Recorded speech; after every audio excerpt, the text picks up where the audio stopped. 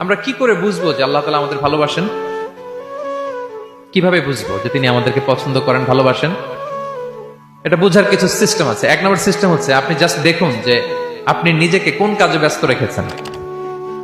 আপনি আপনাকে কোন কাজে ব্যস্ত রেখেছেন, আপনার লাইফস্টাইলের দিকে তাকান। লুক অ্যাট ইউর লাইফস্টাইল, আপনি নিজেই বুঝে যাবেন।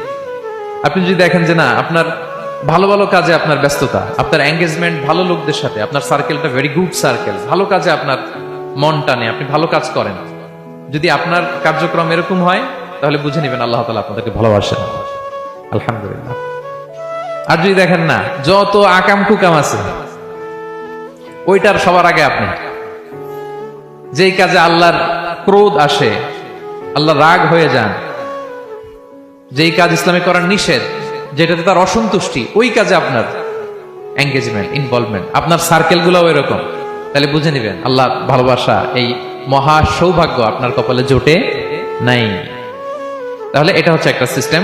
আল্লাহ আপনাকে ভালোবাসেন কিনা এভাবে বুঝবেন যে আপনি নিজেকে কোন কাজে ব্যস্ত রেখেছেন, একটু দেখুন, আপনি মিলাতে পারবেন। 2 নাম্বার পদ্ধতি হচ্ছে এটা বোঝার যে তিনি আমাকে ভালোবাসেন কিনা, সেটা হচ্ছে পৃথিবীবাসী আপনাকে ভালোবাসে কিনা এটা একটু দেখেন। এই পৃথিবীর ভালো মানুষগুলোর কাছে আপনার একটা গ্রহণযোগ্যতা আছে কিনা এটা দেখেন। এটা দেখলে আপনি বুঝতে পারবেন। সহিহ মুসলিমের একটা ছোট্ট হাদিস শেয়ার করি। রাসূল সাল্লাল্লাহু আলাইহি ওয়াসাল্লাম বলেছেন যে ইন্নাল্লাহা ইযা আহাব্বা আবদান দাআ জিবরিল ফাকালা ইন্নী